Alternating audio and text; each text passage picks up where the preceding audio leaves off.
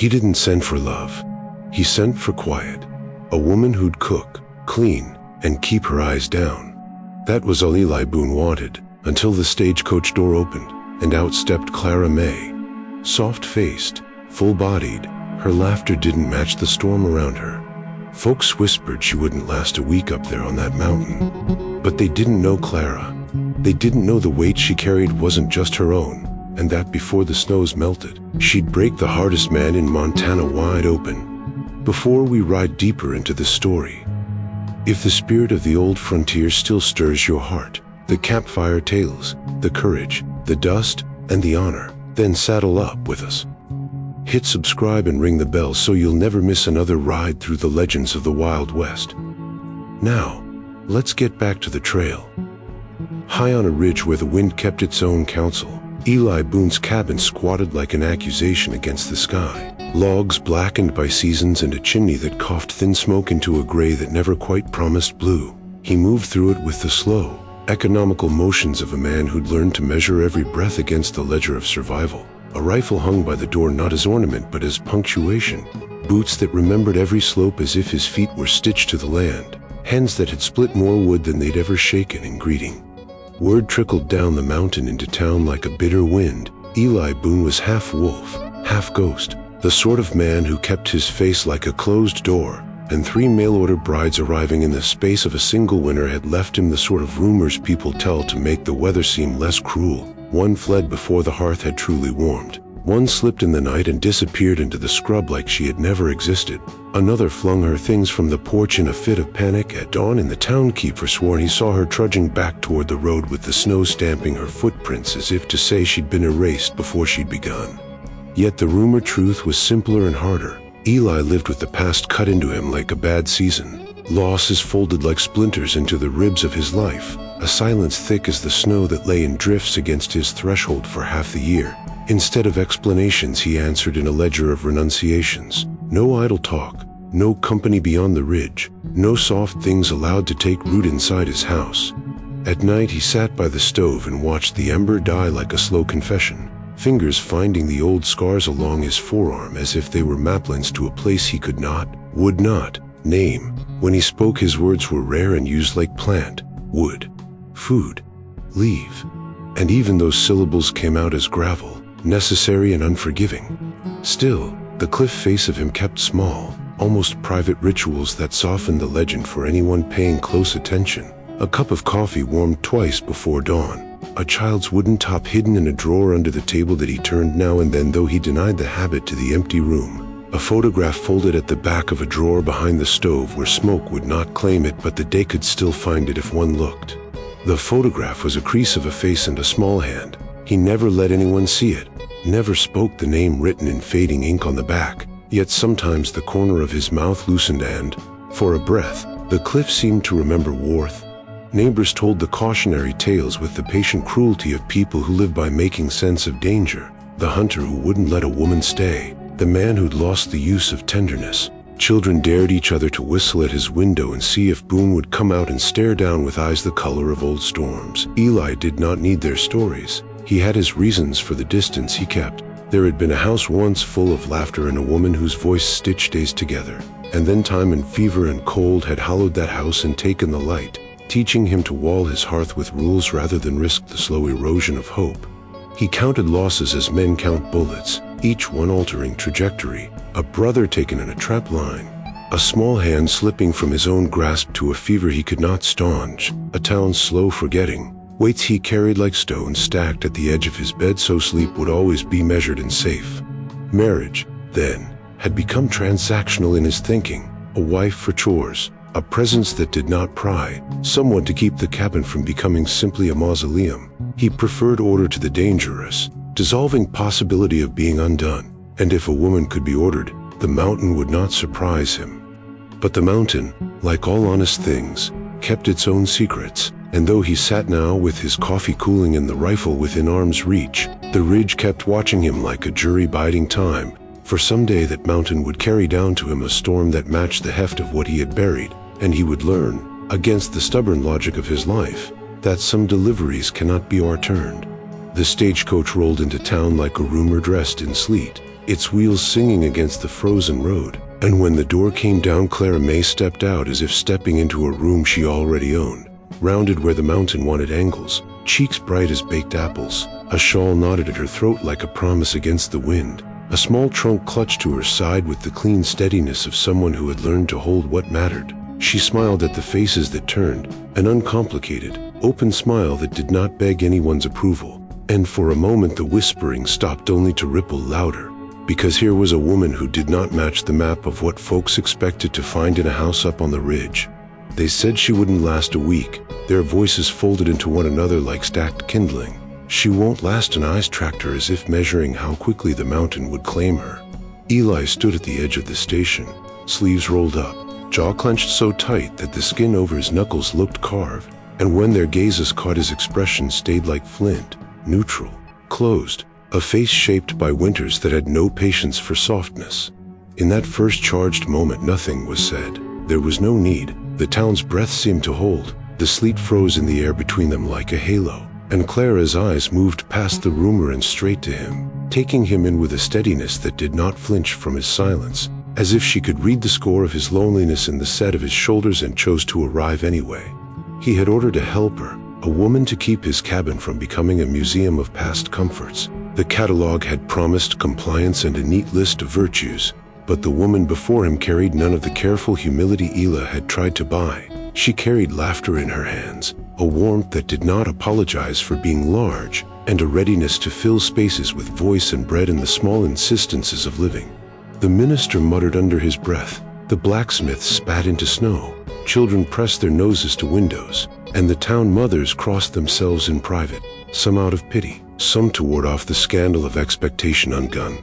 Clara's trunk scraped the boardwalk with a small, defiant sound, and she straightened, releasing breath like a person who had climbed a hill and wanted to see the view. She neither bowed nor demanded attention. She simply said, in a voice that folded easily into the sleet and yet carried like a bell, "Name's Clara Mae," and the way she pronounced it felt like a place name, not a plea. Eli's jaw tightened, not in anger but in assessment, as if cataloging whether the world had finally delivered something less disposable than rumor. He felt the old, practiced resistance rise, the wall he had kept around the ember of himself. But there was something else in her face, a weight he could sense though he did not yet know its shape, and it set a small, unused muscle in his chest to twitching. Around them the town murmured the litany of small cruelties that make up frontier gossip, the kind that keeps identities neat by tearing at newcomers. But Clara held herself with a quiet dignity that quietly rebuked the chatter. She laughed once, a clear sound that did not fit the Drew weather, and a few hardened faces betrayed a flash of something like wonder. When Eli finally moved, it was not to welcome or to send her off. He stepped closer with the measured, sure step of a man who had weighed danger and found it less frightening than loneliness. And for the first time in the long ledger of his life, he could not entirely predict the shape of the coming days. The cabin swallowed them both like a patient with a memory. Dark timber ribs, a single bed pushed against the far wall, a table scarred by knives and a life of blunt tasks, and the air inside tasted of old smoke and a careful loneliness that had been swept into corners and left to gather. Clara set her small trunk down with a soft thud that sounded almost ceremonial against the floorboards, fingers lingering on the brass latch as if checking the world for seams she could open. And Eli stood by the door with his hands in his coat pockets, shoulders squared like a man who measures space by what it keeps out rather than what it might let in. He gave her directions as if he were issuing weather warnings. Put it there. Don't touch that. Each command a flat stone thrown across the distance between them. And when she met his eyes there was no waver in her, only a steady calm like the slow turning of a mill wheel. She did what he said without haste and without collapse, not meekness but a different grammar of acceptance, and this unsettled him more than any argument could have. The room offered no niceties, no curtains to soften the light, no quilts to hide the seams, only the plainness of things kept for function. And yet Clara moved through as if moving through a map of potential. She opened her trunk and arranged her few things with a care that suggested ritual rather than improvisation, folding shirts with hands that remembered the shape of warmth, stacking a small pile of chipped plates by the hearth, setting a tin cup by the single bowl as if that tiny order could make the house less like a tomb. She hummed as she worked, a low, threadbare tune that rose and fell like wind through aspens. And though Eli had told himself he wanted no noise beyond the essentials, this sound found its way into the hollows of the cabinet and refused to be an intrusion. There was an honesty to it, not cloaking, not begging, but a plain music that labeled the space alive. He watched her from the corner of his eye, noting how the light caught the round of her face, how her laughter came out like a small bell when she found a moth-eaten shawl and shook it free of snow. His mouth tightened, not from dislike but from an old, stubborn habit of measuring softness against the edges of loss, and in that tightening there was the faintest echo of a man who had once known how to let someone in and had chosen, for reasons he kept locked, to stop. Clara placed a small jar of sugar on the table and then, as if against some invisible rule, she set down a child's wooden top she had taken from the trunk and spun it 2 times on the scarred wood. The top wobbled, straightened, and spun with a little, steady insistence, and for a moment Eli thought the ghost of a memory, his own hand guiding a smaller one, might cross the threshold and take shape. He turned his face away and shoveled coal into the iron stove, the motion of practice duty meant to reassert order. But even the stove's glow could not erase the small lights Clara made. She hung a faded curtain she'd brought in to soften the harsh window. She swept a neat path between door and hearth as if laying out an invitation rather than a chore. She took the single bed's thin mattress and fluffed it with the kind of tenderness that suggested she kept a household in her bones, not merely in a list. She spoke Liu. When she did, her words were precise and small. "This will do," she said once, "and thank you," later. But the gratitude was for the world being what it was and not for his permission to exist in it. Eli's grunts served as punctuation. He offered no helping hand, no coaxing, only the blunt architecture of a man trying to keep himself intact.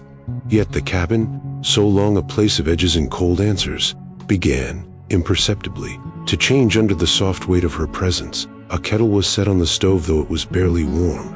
A plate was put to dry that had never been washed in this house for years. A small patch of sunlight by the floorboards found its way to a place she swept 3 times until the dust agreed to rest somewhere else. She hummed, and the hum filled the rafters with a slow insistence that felt dangerously like repair. It was not triumph, not conquest. It was the careful, domestic work of making a life where he had expected none. And as night closed around the cabin and the wind began to chant outside, Eli felt for the first time since the last winter of his losses that the house could hold more than his silence. By the second morning, the mountain light came thin and gray through the frostbit window, and Eli Boone, a man of habit and order, woke to a sound that did not belong to his world of quiet labor. The rhythmic thump of dough against wood, the low hum of a hymn carried steady and certain, as if someone had found the courage to breathe inside a tomb. The smell hit him first, warm and yeasted, alive in a way that unsettled him. For years his mornings had been filled only with the dry scent of burnt coffee and smoke. Now the air itself dared to change shape. He rose from his bed, boots heavy, each step a protest, and the cabin door creaked to find her already there at the table, sleeves rolled past her elbows, hair unpinned and hailed in the faint dawn. She looked like she'd been awake for hours, kneading life into the dough as though she were coaxing something long dead back toward mercy. Eli's face stayed stone. He had made himself clear the night before, his voice clipped, each word a boundary, no talking unless spoken to, no questions about what came before, no touching things that weren't hers, no singing. He had drawn his rules with the certainty of a man who feared collapse if even one was bent. Didn't ask for noise, he said now, low, like a warning. The hymn faltered, but only for a heartbeat. Clara looked up, met his stare, and for the first time since stepping off the stagecoach, her expression sharpened into something steel beneath softness. Didn't ask for permission, she said, voice calm but weighted with quiet defiance. Then she turned back to the dough, pressing her hands into it with a steady rhythm, every movement deliberate, unflinching. The silence that followed wasn't true silence. It pulsed, stretched, breathed like a living thing between them. Eli felt anger simmer under his ribs, an old, familiar companion that had always protected him from the sharper ache of sorrow. She wasn't supposed to sing, wasn't supposed to fill his space with something that felt dangerously like warmth. Her song, though halted, had already left its trace. The cabin walls, long used to absorbing only echo and wind, now seemed to hold the residue of her voice. He turned toward the stove, threw in wood with a violence that startled the flames to life. "This ain't a place for music," he said, though the tone carried less conviction than he intended. Clara didn't reply. The fire crackled, the dough rose, and in that quiet duel of wills, something unseen began to tilt. When she placed the bread in the oven, she wiped her hands, poured him a cup of coffee without asking. It sat between them like an offering neither dared name. He hesitated before taking it, muttered something close to thanks but let the word die before it left his throat. Her eyes softened, but she did not smile, merely returned to cleaning the table, humming again under her breath, a lower tone this time, but still undeniably there. Eli stepped outside, letting the door bang behind him. But even through the timber walls he could still hear her, faint but stubborn, a song about grace and endurance. He gripped the porch rail until his knuckles whitened, the cold biting deep, his chest tight with an unfamiliar ache. He wanted to believe it was irritation, but the truth pressed differently. It was the sound of something moving, a hairline crack in his stillness, an opening he didn't want but couldn't stop. When he finally stepped back in, she had set the bread on the table, golden, perfect, fragrant with defiance. He sat across from her, said nothing, and tore off a piece. It was warm against his fingers, soft against his teeth, and he chewed like a man trying not to taste redemption. The mountain wind scraped against the window, impatient and wild, but inside, the hum persisted, gentle, uninvited, and utterly unstoppable. And Eli Boone, without quite knowing why, didn't tell her to stop again. The evening settled slow over the ridge, the kind of stillness that made even the wind hesitate before it touched the trees, and inside the cabin the small, flickering light from the stove painted the room in restless amber. Eli Boone sat by the table, mending a strap, listening to the creak of the floorboards as Clara moved quietly in the corner, unpacking the last of her things from the small, weathered trunk she'd brought. She had kept it shut since her arrival, the brass latch polished from years of anxious handling. But tonight she opened it with a soft exhale, as though unsealing a grave. Eli didn't mean to look, he told himself that later, but the sound of paper brushing against cloth, the faint sigh of something fragile being unfolded, pulled his eyes before he could stop them. The firelight caught the edge of an envelope, its paper yellowed and weary, the name on the front half faded and crossed through in dark ink, the kind of mark made by someone who wanted to erase a person but not the memory. Beneath it, tucked between folded garments, was a child's drawing, crude lines in blue pencil, the kind a small hand makes with conviction but no fear of symmetry. A house, a mountain, two stick figures holding hands, one smaller than the other, both smiling. Eli's heart stuttered, a strange and unwelcome ache spreading from somewhere deep behind the armor he'd built over the years. He didn't touch it at first. He only stared. But his hands, traitorous in their curiosity, lifted the paper before his mind could issue a command, his thumb tracing the lines of the smaller figure as though it were a map of something long lost. The child's handwriting beneath the drawing said only 3 words, "Me and Mama." That was when Clara turned. She didn't speak, didn't raise her voice, didn't snatch the paper away. She just looked at him, and in that look there was more honesty than any confession could hold.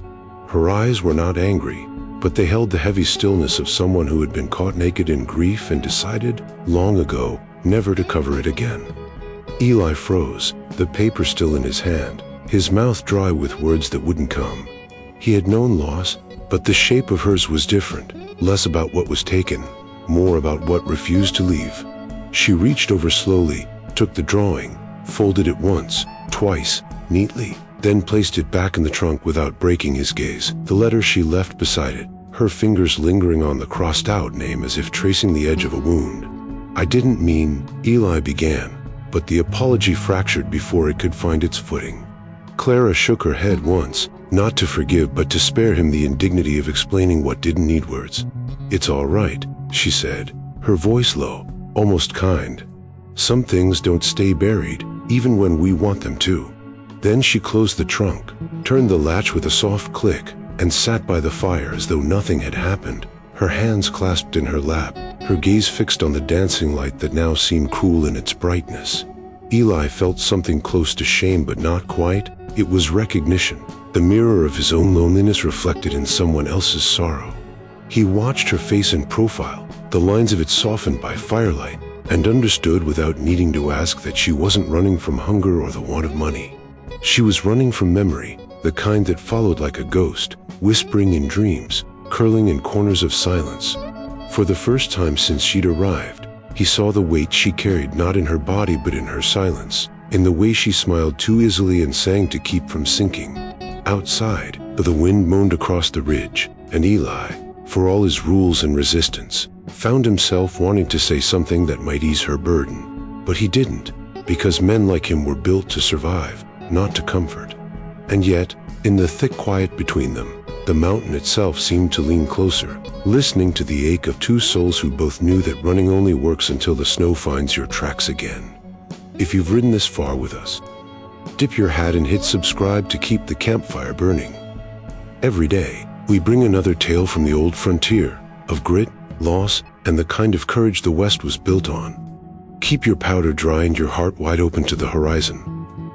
Winter came down the ridge like judgment, white, relentless, a slow burial that erased the road, the fence line, the very memory of where the world used to be. And by the third day of snowfall, the trail to town had vanished beneath a sheet of frozen silence that even Eli Boone hesitated to cross. He had seen seasons like this before, seen strong men fold in cabins turned to graves, but never had he seen a woman face it without flinching. And yet Clara Mae did, her breath sharp against the wind, her hands red and raw, swinging the axe as though each stroke was an answer to every whispered doubt left behind in town. The log split reluctantly beneath her, the sound swallowed by the endless white, but she didn't stop, not when her palms blistered, not when the wind tore her shawl from her shoulders, not even when the ache in her arms made her breath come in short, ragged gasps. Eli stood by the edge of the porch, pretending to mend a trap line, though what he was really doing was watching, measuring, waiting for the inevitable moment when she would set down the axe, curse him, curse the mountain, and beg to leave. But she never did. She just adjusted her stance, spat into the snow, and swung again, her rhythm as steady as the heartbeat of something ancient refusing to die. There was a grit to her silence that unsettled him. She didn't ask for his help, didn't demand praise, didn't even look to see if he was watching. She simply worked, the kind of work that carried a quiet dignity born of necessity, not pride. By dusk her coat was stiff with ice, her breath fogged him in the failing light, and when she finally straightened, wiping sweat and snow from her brow, Eli felt something shift in the air between them, something small but unignorable, like the first crack in river ice before spring. He told himself it was respect, nothing more, a reluctant admiration for her stubborn refusal to yield, but deep down he knew it was something older, something the mountain itself recognized, a meeting of equals in defiance. That night, when she came in with her fingers swollen and raw, he wordlessly pushed his den of sap toward her on the table. She looked at it, then at him, and without a word took it, her eyes steady, unthanking but grateful in a way that needed no speech. The fire snapped and hissed between them, filling the silence that used to suffocate but now felt almost companionable. Outside, the wind screamed against the walls, testing the cabin's strength, testing theirs. At one point, the chimney moaned low, the kind of sound that makes a man remember how small he is, and Eli felt an old fear stir, the same fear that had kept him from loving anyone since the day love last cost him everything. He looked at Clara, at the way she sat by the fire rubbing the balm into her hands, her expression tired but unbroken, and for a moment he envied her stubborn refusal to bend, her quiet endurance that seemed to mock the mountain's cruelty. "You'll wear yourself out," he muttered finally, half warning, half concession. She looked up, the faintest shadow of a smile touching her lips. "Maybe," she said softly, "but at least the mountain'll know I tried." Her words lingered long after she went to bed, echoing in the hollow places of him where ghosts used to whisper. When he finally stepped outside before dawn, the storm had eased. The snow lay heavy and clean, untouched but for one set of footprints leading to the woodpile, where neatly stacked logs waited in perfect rows, her work standing silent as a testament. Eli reached out, brushed snow from the top log, and for the first time in years he felt not the bitterness of the cold but the heat of something almost forgotten. Respect, yes, but also the faint, dangerous pulse of belief. The mountain had tested her, and she had not broken. Somewhere deep in his chest, something that had long been frozen began, almost imperceptibly, to thaw. The night came down quiet, thick with the sound of settling snow and the faint whisper of wind threading through the chinks in the cabin walls, and Eli Boone sat by the fire sharpening his knife, the steady scrape of metal against stone the only rhythm that kept him from drifting into thoughts he didn't trust.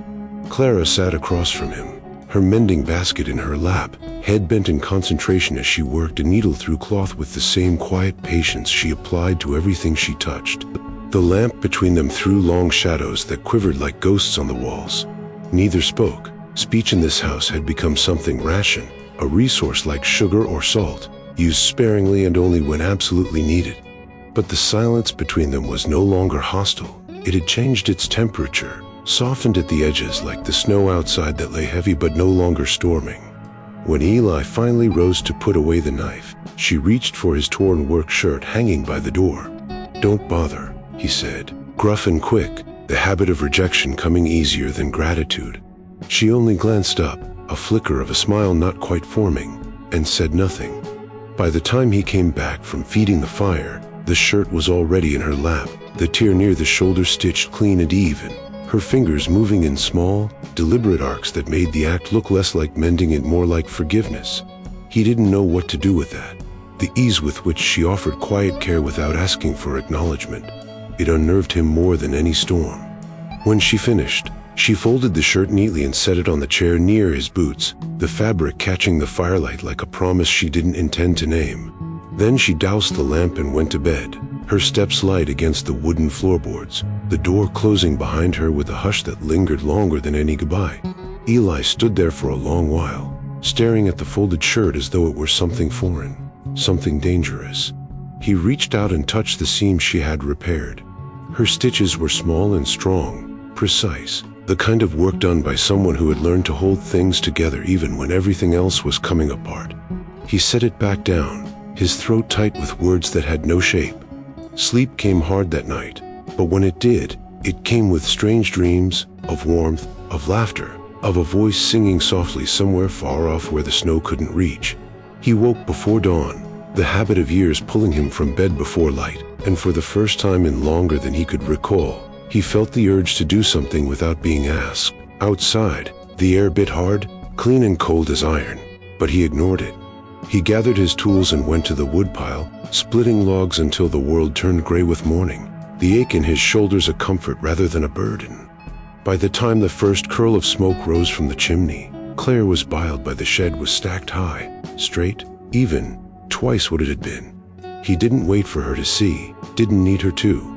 He returned to the cabin, hung his coat, and brewed coffee while the sky turned the color of pewter. When she emerged, hair braided, eyes still heavy with sleep, she noticed the woodpile through the frosted window. Their eyes met once, just a flicker, her expression unreadable but softer somehow. She didn't thank him, didn't need to. Instead, she poured him a cup of coffee, set it near his hand, and turned back to her chores, the steam rising between them like unspoken truth. The mountain outside remained the same, cold, undamed, unmoved, but inside the cabin something subtle had shifted. Between the silence and the snow, two people who had built their lives on endurance had found, almost accidentally, the smallest thread of grace. Neither named it, neither dared to, but in that hush before day broke fully, Eli Boone realized the mountain might never soften. But somehow, he already had. The storm came sudden, violent, a white curtain swallowing the ridge and hammering the roof until the timbers groaned like cold bones. Wind screamed down the chimney, clawed at the shutters, and turned the world beyond the cabin into a roaring blindness. Eli Boone had known storms. He'd built his life by surviving them. But this one carried a malice that made even the old hunter bow his head. He'd been outside too long that morning, fixing a hinge on the shed door that refused to hold, and by the time he stumbled back through the cabin door, his breath came shallow, his skin gray, his words slurred from cold that had sunk too deep. Clara dropped her sewing and caught him before he fell, her arms straining against his weight, the shock of his body heavy and fevered against her chest.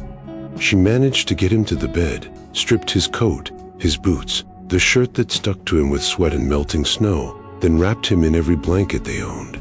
His lips trembled with words that made no sense, half curses, half apologies to ghosts she didn't know, and before long his body shook with the heat of a fever that frightened even her steady hands. The storm raged outside, unending, and the world narrowed to the small, flickering light of the hearth, the wet sound of his breathing, and the low hum of her voice as she worked to keep him tethered to life. For 3 days, maybe 4, time lost shape in the blizzard. She fed him broth, bathed his face with snowmelt, and read aloud to fill the silence when his moaning grew too raw to bear. On the second night, when exhaustion clutched her and fear pressed heavy in her chest, she found the letter she'd hidden at the bottom of her trunk, the one she never meant for him, or anyone, to hear. She unfolded it slowly, smoothing the creases with trembling fingers, and began to read in a voice both tender and trembling. "I hope you find peace, Mama." She paused, swallowing hard, the words small but heavy in the air. "Don't cry no more when you think of me. I'm safe. I'm with the angels now."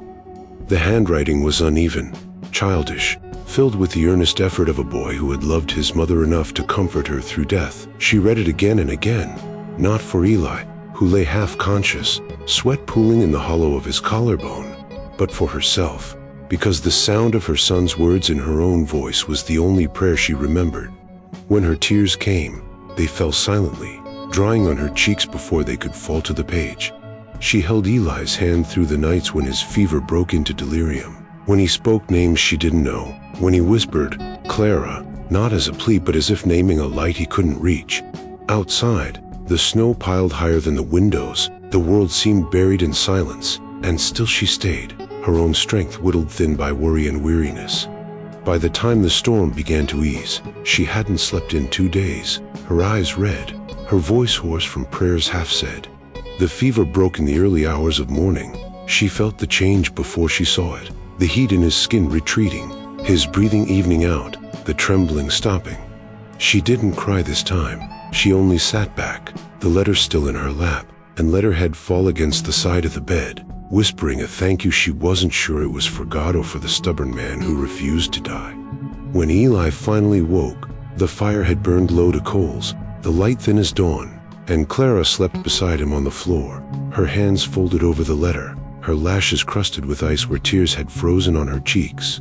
For a long moment he didn't move, just watched her in the half-light, the woman who had stood against the storm for him, who had spoken to ghosts to keep him breathing. And in that fragile stillness, something inside Eli Boone cracked open, quiet and irrevocable, like the sound of ice breaking on the first day of spring. He woke slower that morning, the kind of slow that comes from a fever passing through a body and leaving a new ache in its wake. The fire was low, coals muffled like a heart finally steadying, and Clara sat in the dim light with a blanket pulled around her shoulders, the letter folded in her lap and the ghost of a smile on her face that made Eli's breath hitch for reasons he had no name for yet. For days they had orbited one another in small, careful ways, she with her quiet ministrations and old songs, he with his guarded grunts and the clumsy offerings of wood and warm stew, and the space between them had changed from a nomad's land of rules into something that hummed with possibility. He had watched her through storms and fever, seen how she met pain with plainness rather than pleading, how she turned grief into work and memory into a folded piece of paper she kept like a talisman. He'd held a man's pity at bay and discovered instead a strange, reluctant admiration growing where once only frost lived. That morning, when sunlight finally pushed through the clouded glass and laid a thin strip of gold across the table, Eli set his coffee down and found the courage to break the brittle silence that had kept them safe but lonely. "Why'd you come?" he asked, his voice rough as gravel, the question simple but heavy as a shovelful of packed snow. Clara's hand tightened around the letter for a beat, a small, secret ritual, and she looked at him not with defense but with the steady, unflinching gaze of someone who had cataloged her reasons long before anyone else could ask. "Because the world's too loud for women like me," she said, and the words fell like small stones into a compound, making ripples he could not ignore. There was no accusation in them, only the plain fact of a person trying to find a quieter shore. "And you looked quieter than most." He blinked at that, a reflex that surprised even him, because he had spent years cultivating silence as a shield and now found that same silence offered up as a kind of shelter, an invitation he had not intended to give. For a moment he could only look at her, cataloging the lines around her eyes, the way her mouth softened when she thought of things that did not need saying, and he felt the old habit of deflection rise like an old fever.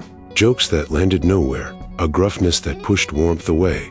Instead, his hand reached for hers, awkward and apologetic at once. It was not a smooth movement, not a gentlemanly taking of fingers, but the fumbling of two people who had learned to hold things tightly and were trying, for the first time, to hold something gently.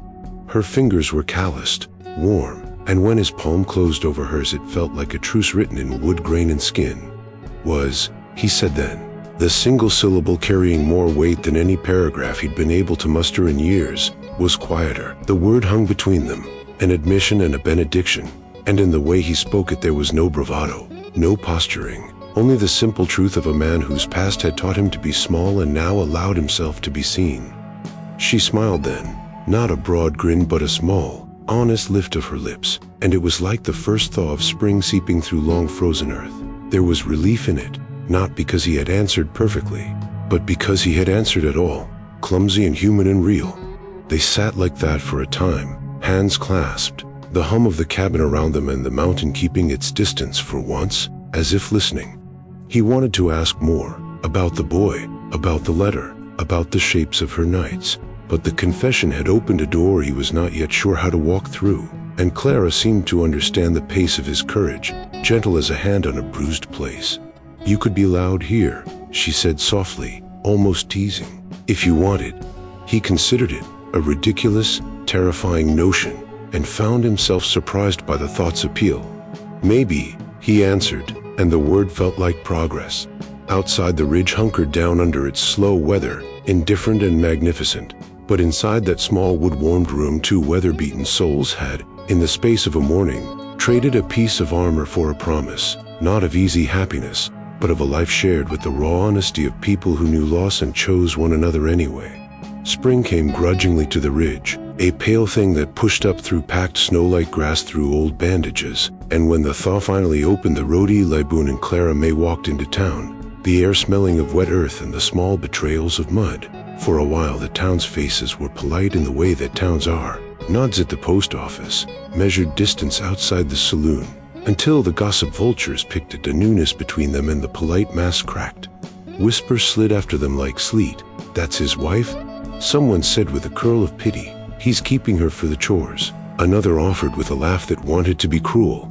Folks who'd once traded flour for a favor now found purchase in the tidy cruelty of judgment, measuring Clara as if she were an inventory item rather than a person.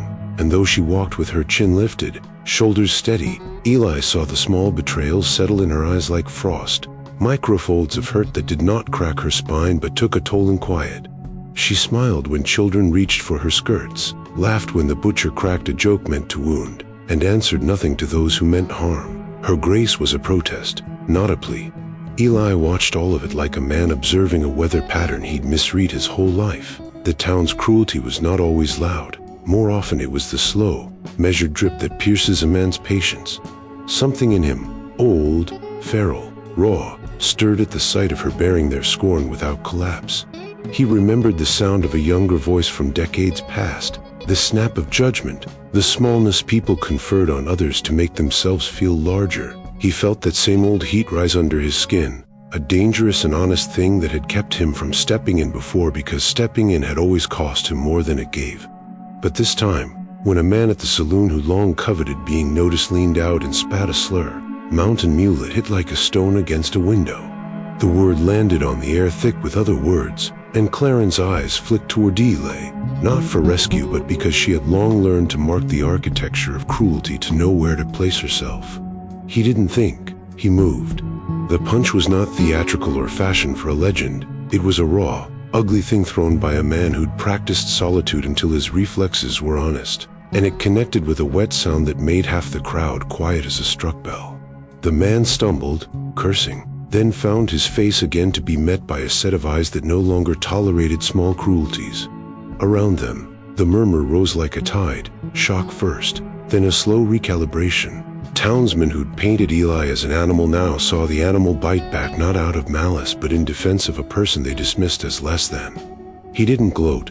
He didn't linger to watch the man fold. He turned instead to Clara, who stood stock still, the old hurt flaring and then folding into something fiercer, relief, perhaps, or recognition that she wasn't alone in the field anymore.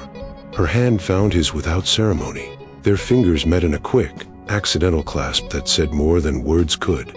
The next day the talk changed in tone. Where once they'd told stories about the savage loner on the ridge, they now added a new verse. Boone defended his. Mothers who had once warned daughters about strange men now warned their sons, "Don't cross that man." Children were given new dares. Could you walk past the Boone place and not look? People began to bring small things when their paths took them near the cabin. Flour, kerosene, an onion, awkward tributes to a man who had always wanted no tributes at all. But the shift that mattered least to the town mattered most to Eli. He felt the first true loosening of something inside him. The armor he'd worn so long beginning to show, hairline cracks where light could seep through. Clara did not ask for retribution. She asked for dignity. And in his sudden, swift defense he learned that protecting someone could change the shape of a man as surely as any winder could carve a valley. The legend of Eli Boone, once whispered as a cautionary tale, grew a new branch, not of monster but of protector, complicated and human, and the mountain watched, indifferent and inscrutable, as two weathered souls discovered how the world could be altered not by the removal of cruelty but by the courage to not stand for it. If you've ridden this far with us, dip your hat and hit subscribe to keep the campfire burning. Every day, we bring another tale from the old frontier, of grit, loss, and the kind of courage the West was built on. Keep your powder dry and your heart wide open to the horizon. The rider came up the road like a question, boots hissing through mud and thaw, and when he handed Claire the envelope it weighed more than its paper, thick with the kind of consequence a person can fold back into a pocket. She took it with hands that didn't tremble at first, just held it as if measuring whether the truth inside would sting less than the waiting had already done. And for a breath the world narrowed to the small circle of her and the folded paper between them while Eli stood a little off, shoulders squared as if the distance could be preserved like a fence between past and present. The envelope's handwriting was unfamiliar and sharp. Clara's thumb brushed the corner as if checking for a hidden seal, and then she slid a match from her sleeve, struck it with a quick, practiced motion, and set flame to the paper without opening it. Some letters burned slow and black, edges curling into ash that hovered for a moment like spilled thoughts before the wind took them. The rider coughed, dipped his hat, and backed away, leaving the two of them with that small, private ritual of refusal. "It's from him," Clara said finally, her voice a thin wire of sound that held more than resignation. "The boy's father." The words landed without drama, but they carried the long draft of a story unfinished. She did not cry.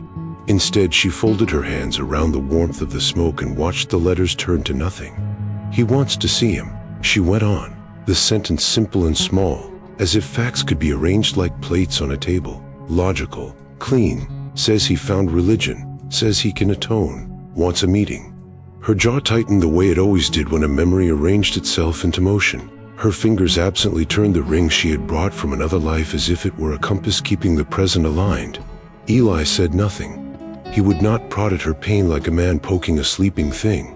His silence had become less an edifice and more a kind of respect, a tacit understanding that some doors must open at the pace of the person who keeps the key. The ashes from the letter drifted along the road like confetti for no celebration, and Clara watched them lift until they were no more than specks against the thawing sky. "He thinks he can just take him back," she murmured, not to the rider, not even really to Eli, but to the place where memory nests. "Thinks being sorry fixes late things." There was no bitterness, only the flat, tired knowledge of one who had labored long to pick up the pieces and learned where the seams refused to be sewn. Eli reached out then, uncertain, unpracticed, and placed his rough hand over hers, the gesture clumsy and immediate and utterly necessary. They stood like that for a long time, two silhouettes on the porch, watching the road claim the last of the smoke, and in the quiet that followed a strange, domestic courage settled between them. Clara's refusal was not merely to deny the man who'd once been part of her life, but to protect the small, fragile constancy she'd built here. Eli's lack of questions was not indifference but an offer to stand witness to that protection without dragging his foot into the mud of her past. Later, when the windiest and the townspeople's curiosity could not pry the moment apart, they would gossip, say Clara was proud, say she'd burned the letter out of spite or shame, but the truth inside the cabin was quieter and truer. She had incinerated hope and threat both because some things, once extinguished, do not belong to the present, and because she had learned that allowing a man who'd been absent to step in now might cost the child the peace of a home. "He don't get to know me now," she said again, softer, and the way she said it was not cruelty but a covenant. The boy's father might claim a name, but he would not drag the boy into a geography of late apologies and shaken faith. Eli drew breath and let it out on a slow line. The mountains-long patience watched on. He did not ask who the man was, where he'd been, or what repentance looked like. Those questions might be asked someday, in a voice less raw. But for now he simply moved to sweep the hearth and stack fresh wood, making a small, ordinary space into an act of defiance against the chaos that had tried to re-enter. The ash fell clean into the wind, and they kept watching until the road swallowed the last of the rider's silhouette. Then Claire turned, shoulders square, and took his hand without explanation, not as a plea but as a pact, and together they closed the door against what had been and set the kettle on to boil, the simple domestic noises of the cabin sounding like victory in a world that had offered them few. The thought came uneven, the kind of false spring that tricks even the hardiest hearts into believing the cold is gone for good, and Eli Boone spent the morning clearing snow from the back hill, the last stubborn drift that clung to the shaded edge of the trees like it didn't know when to let go. The shovel bit into the crust with a sound sharp enough to cut the quiet, and he worked by habit, breath clouding in the thin air, until the metal struck wood instead of earth. The sound stopped him, muted, hollow, the timbre of something handmade, not natural, and he crouched, brushing snow away with his gloved hands, uncovering what at first looked like a fallen branch but was, when fully unearthed, a small, weathered cross. The grain was darkened with years, the edges rounded from travel, a name barely visible, carved by an unsteady hand.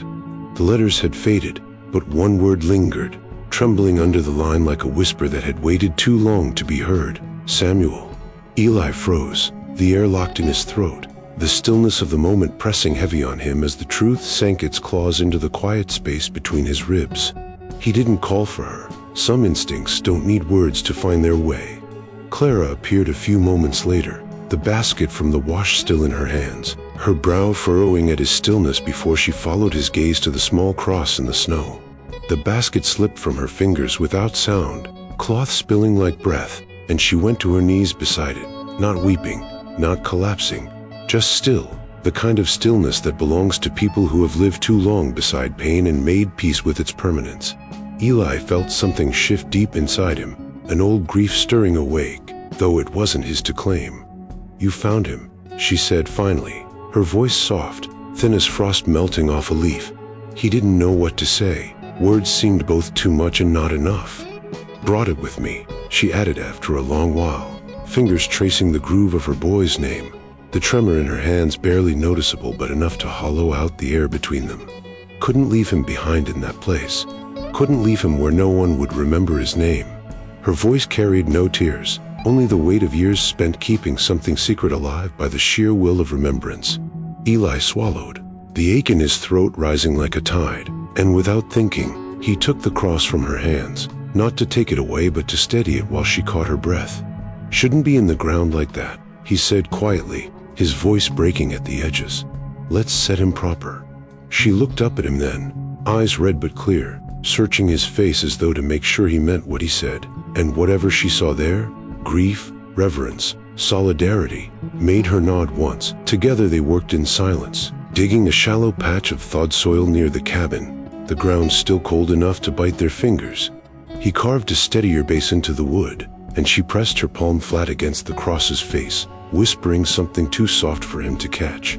They planted it upright at the edge of the clearing where the morning light would reach it first, and when they stepped back, it stood there quietly, humble and sure, a marker not just of loss but of endurance.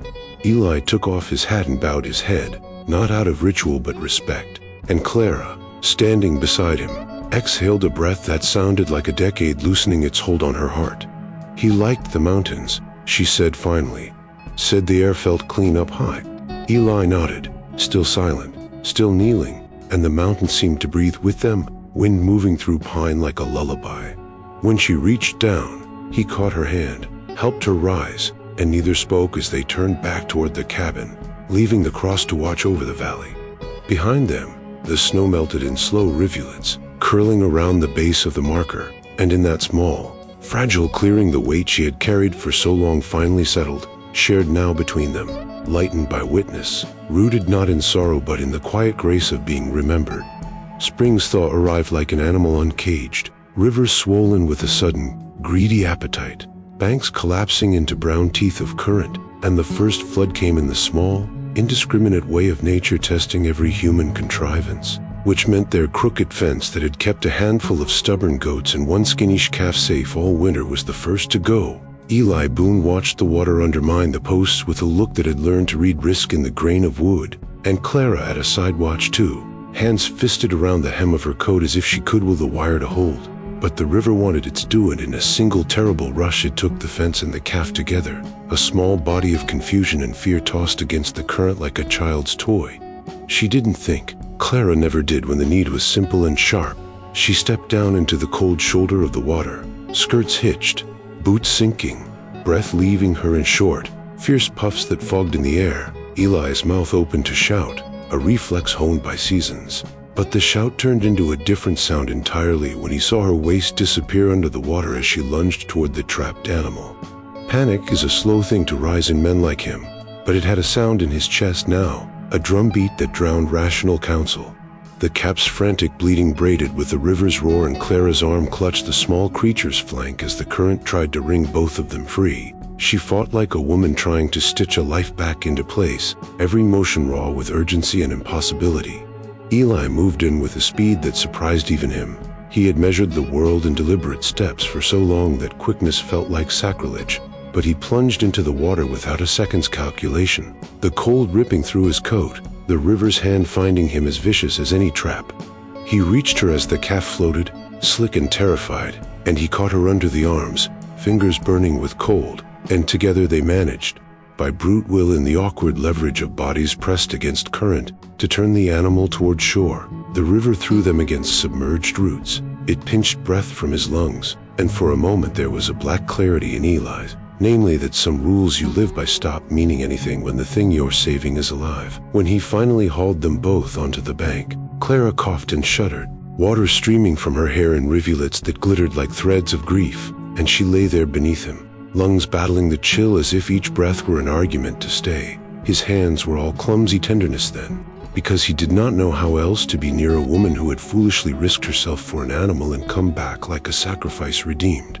"You fool woman," he shouted, the words thick and ragged, more a breaking than an insult, and then his voice cracked, the sound folding into something that was not anger but raw, searing fear. Fear that she might have been a name in a ledger and would not return to write the next line.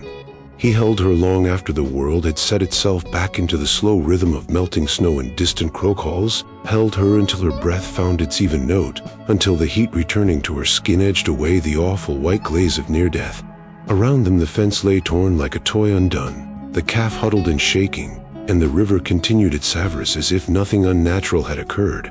But inside Eli something older and unnameable had been altered. The binding that stitched him to Clara was not law or obligation, but an answering chord struck in the dark when his own fears named another body as precious. He thought then, with a man's bluntness and a hard, slow revelation, that he could live with a house full of bread and quiet and never speak again. But he could not bear the idea of a life where the woman beside him might drown, and the grief that would follow would be an echo he could not lift. He stayed there on the sodden bank, arms wrapped around her, feeling the small rise and fall of her chest as the world went on testing the edges of their place. And in that long, soaped silence the mountain itself seemed to lean in, listening to the new covenant made not with words but with the simple, unarguable act of rescue and the stubborn, clumsy holding that followed. By the time spring truly came, the mountain had shed its hard skin of ice and silence, trading white for the deep, trembling green of new beginnings. The snowmelt ran in silver ribbons down the slope, the air sharp with pine and thawed earth, and for the first time in years, Eli Boone woke not to emptiness but to the faint hum of a woman's song carried through open windows, as though the walls had remembered what it meant to host warmth. Clara knelt by the cabin's side with her skirts tied up and her hands sunk in the dark, forgiving soil, planting seeds she'd saved from a small linen pouch she'd carried across states and heartbreak. Tiny things, marigold and wild poppy and cornflower, color in waiting. Eli watched her from the porch, his axe resting across his knees, trying to reconcile this gentleness with the same woman who'd stood waist-deep in a flooded river and faced down death without blinking. She spoke to the dirt as she worked, quiet words like prayer or promise, and he couldn't help but feel the earth might actually listen.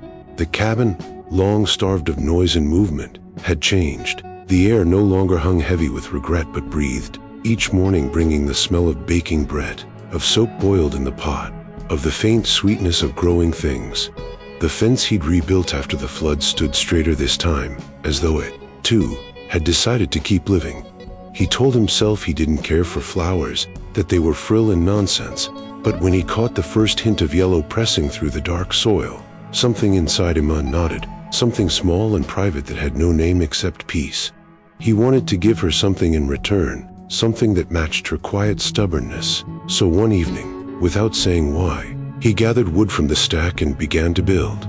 Clara watched from the window, her hand stilling on the dough she was kneading, her eyes soft with the kind of curiosity that doesn't ask but simply waits to be shown.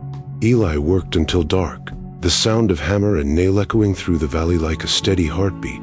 By dawn, it was done. A porch swing hung from thick ropes, plain and sturdy, facing the valley where the sun climbed slow over the ridge. He didn't tell her what it was for. He only wiped his hands, muttered something about checking the fence line, and walked off before she could speak. When she came outside and saw it, she didn't call after him or make a show of thanks. She just sat down, the wood creaking softly beneath her weight, and began to move, slow, gentle arcs that matched the rhythm of the wind in the trees. When he returned, she was still there, the swing tracing a quiet circle of motion in the morning light, her eyes half closed, the faintest smile on her lips. "You built it wrong," she said when he stopped near the steps. He frowned, ready to defend his craftsmanship. "How's that?" "It's too peaceful," she teased, her voice full of the warmth that had slowly crept into both their lives. He almost smiled then, a real one, small but certain, and sat beside her, their shoulders brushing as the swing moved. The mountain around them was alive again. Birds calling from pines, the scent of wet grass thick in the air, the world rebuilding itself the way people sometimes do when they finally stop fighting the season they're in. Clara reached down, ran her fingers through the marigolds just beginning to bloom, and said softly, "They'll grow fast now." Eli looked out across the valley, where sunlight poured like honey between the trees, and nodded. "So will we." He didn't mean to sigh it, didn't even realize he had until she reached over and laid her hand on his, not in surprise but in quiet agreement. The swing creaked, the flowers leaned toward the light, and for the first time since he could remember, Eli Boone didn't hear the ghosts of what he'd lost, only the hum of what had found him, steady and alive. Months fold like weather up on that ridge, each one laying its own coat over the land until the outline of a life becomes something people can read from the road, and by the time the leaves browned and the first frost tested new patience, travelers began to tell different stories about the Boone place, not warnings couched as legend, but small rumors edged with a kind of surprised warmth. "Smoke's always rising there now," one would say, and another, "Bread's always baking when you pass," as if the house had learned to keep its own hearth in mind at once. Tales traveled slow in that country, and so did opinions, and people who once pointed with the certainty of gossip now tipped hats and carried small parcels, salt, a jar of pickles, a sack of flour, awkward offerings that felt less like charity and more like an apology made in installments. Eli Boone, who had once been a name to frighten children into behaving, had not become a social butterfly. He still measured words like rationed wood, giving them out only when necessary. But the set of his jaw had softened in ways strangers could notice without understanding. There was smoke in his chimney that did not mean mourning but making, and the crook of his mouth when someone asked about Clara was no longer a snarl but a single, careful smile. Didn't want a challenge, he told a curious farmer who lingered too long on the porch one afternoon, the sentence blood, a truth pared down to practical bone. He watched the man's face take in the sight of Claire on the swing, flour on her apron, sun in her hair, and the farmer's pupils changed as if the world had been rearranged.